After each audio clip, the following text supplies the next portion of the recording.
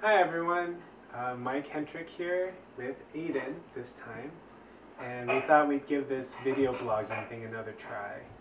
Um, this week I wanted to talk about something particularly important to me, and it has to do with parenting.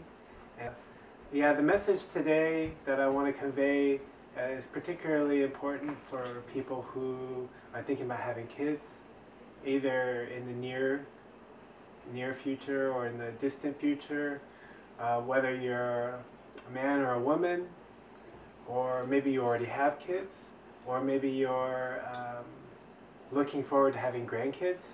You know, this message is really important for everybody. So I mentioned in my blog post back in June, when I talked a lot about iodine and thyroid, about this announcement, this statement that the American Academy of Pediatrics put out in May. And I don't know if you read it or if you remember this, but it's something that I felt like needed to be emphasized a little bit more, so I wanted to talk about it a little bit today. They talk about the issue of iodine deficiency. And I don't know if you know a lot about iodine. I didn't know a whole lot about iodine until just maybe 6 months ago when I started learning about it. And I started finding out that a lot of my friends and people I know, a lot of people have thyroid issues, hypothyroidism or hyperthyroidism or some kind of autoimmune thyroid issue like Hashimoto's or something like that. And I was surprised to find that I knew many people who have some kind of a thyroid disorder. And if you don't know, the thyroid is a gland right here at the base of your neck. And it's basically responsible for regulating your metabolism. And if you have a thyroid that's not working correctly, it can manifest itself in a lot of different ways. For example, you could be cold very often when other people around you are warm. You're very sensitive to cold temperatures, get cold easily. Or you could have a really difficult time losing weight. People who have hypothyroidism oftentimes are overweight, or there's could be swelling in the face, swelling in the arms or in the rest of the body. There's a lot of different symptoms. Could be depression, and so there's a lot of things that can be affected by your thyroid, and it's kind of a big deal. And it's even bigger deal, I realized, when I found out that how healthy your thyroid is, or how healthy your diet is as far as nourishing your thyroid correctly, can have a lot to do with your children. Like when you have a baby, how healthy the baby can be. So that's where this statement comes into play. Basically, in the statement, they say that one of the first sentences is that iodine deficiency per se can interfere with normal brain development in offspring. In addition, it increases vulnerability to the effects of certain environmental pollutants. Also, adequate thyroid hormone production is critical in pregnant women and neonates because thyroid hormone is required for brain development in children. Milder iodine deficiency can also affect cognitive development in a child. So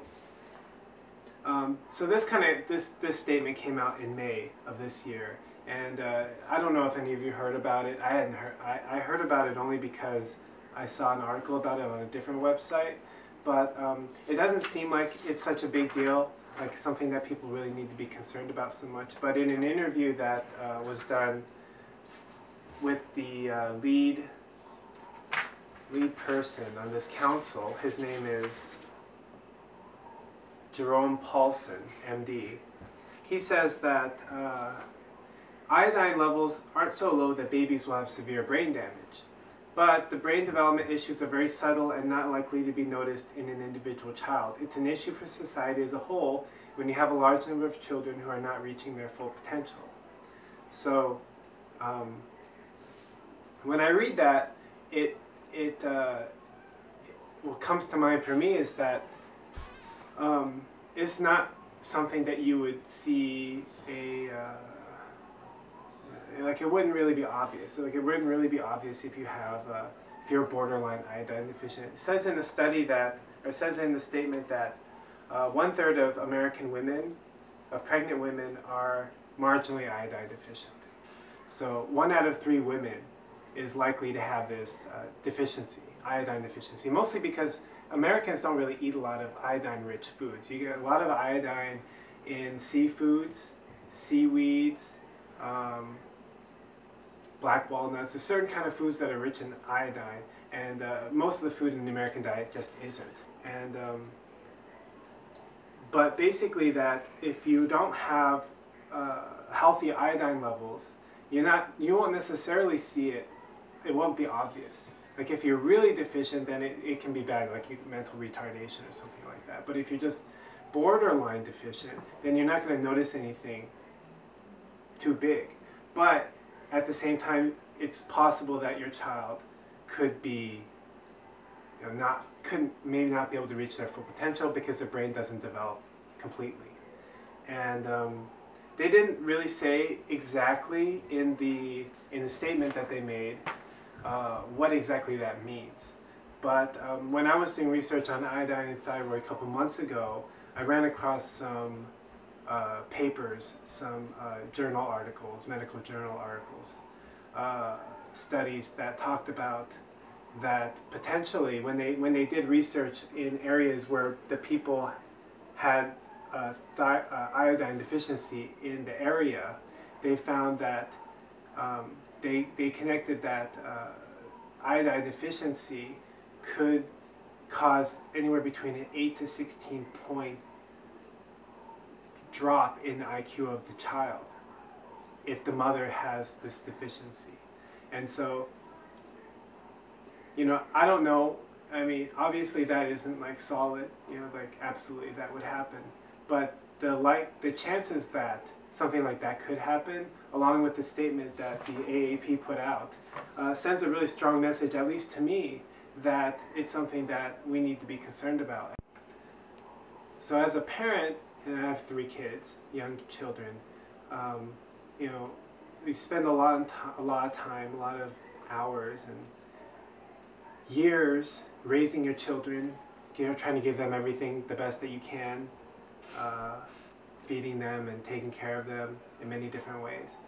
And we want them to have the best life and the best potential life that they can have, even better than my own. And so the idea that they could possibly have a mental ceiling or not be able to reach their full potential simply because they just didn't get what they needed, like this iodine, in their first couple of years of life or while they're in the womb, is kind of scary a little bit. That even with all the investment and whatnot, it kind of almost like a handicap that you don't see. And so I would encourage all of you to think seriously about this point. A lot of times we hear that diet and health aren't related, but I absolutely don't believe that. I think this is just further proof that the diet and health are very, very closely related, even if it's not even your own diet. And when I was growing up, my mom's Japanese, and I heard at different points in my life about this. It was kind of like I don't know what you would call it, but just hearsay. I would hear that seaweed soup is good for women who are having children. And of course, when my wife was pregnant, that was something that came up too. My mom insisted that we eat seaweed soup, or she eats seaweed soup for the baby. And I mean, this was at a time I didn't really care or know much about health, and I really didn't think much about it. I thought, well, it couldn't hurt, but not really interesting to me. And but it was interesting after starting to do the research in iodine and thyroid and childbearing. I realized that our seaweed happens to be one of the richest sources of iodine that there is, and it's a very integral part of Japanese diet. And according to the study I was looking at, 21% of Japanese meals have seaweed in them. Of course, seaweed is not the only place to get iodine, but it's a very integral part of the Japanese diet, especially encouraged for pregnant women. So I was reassured to see, and I was interested to find that there was this correlation between this thing that I heard when I was a child that I wasn't so interested in, and reality, the reality of the fact. Just on a practical note, there's lots and lots of ways to find out about getting iodine, and in the statement that the AAP put out, they don't necessarily recommend eating foods with iodine. It's interesting. They have a lot of different recommendations in there, and they're good recommendations. They talk about eating more iodized salt. They talk about staying away from certain kind of chemicals and toxins that can interfere with women when they're pregnant. They talk about how on supplements, sometimes the amount of iodine or iodide that's labeled on there is not the same as the actual amount that's in the supplement. So they said that that needs to be fixed. But I was surprised to find that they don't make any recommendation in this statement about the need for people to eat more iodine, which is the way that people have gotten iodine throughout all of history. And so, I mean, for myself, people wouldn't be deficient in iodine if they had it in their diet. So I figured that if we can correct that at the source, then we don't have to worry so much about the supplements and things like that. So just on a practical note, I know that I've met several people who are eating more seaweed because their doctor recommended it or because they heard that it can be helpful for their thyroid. And I just want to make a couple points about that.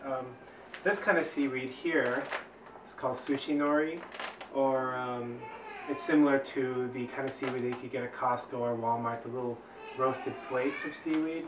And those are seaweed, but also you have to understand that they have very little actual iodine in them. They're, after being processed and roasted and everything, and just the fact that they're so thin and you're actually getting very little substance in there. The seaweed that traditionally is eaten in Asian countries, Japan, Korea, China, that is oftentimes referred to when they talk about seaweed, is these kind of, and I'm sorry I don't have any with me, but it's this, like a thicker, it's usually like the dried seaweed from the sea. It can be called wakame or kombu or kelp. These are kind of have been the major sources of seaweed in Asia up until now. And those have a much higher concentration of iodine in them and other nutrients in general.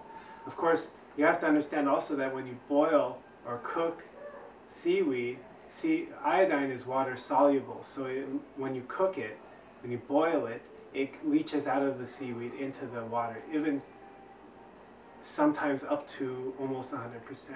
So that's not a problem, but if you throw out the water, that is a problem. So you want to, if possible, like if you're making a soup, then to drink the broth, and if you're boiling it, try to use that water for something else, some other soup or some other, make a drink out of it or something, I don't know. Yeah, seaweed can be really tasty, but I know that a lot of people it's not part of their regular diet. So I'm not saying that everyone should go eat seaweed, but try to find something for you that does work. Just look on the internet. There's lots of different sources of people that have lists of foods that are rich in iodine. But it's oftentimes going to be seafood, fish, oysters, seaweed, these kind of things. And good luck to you.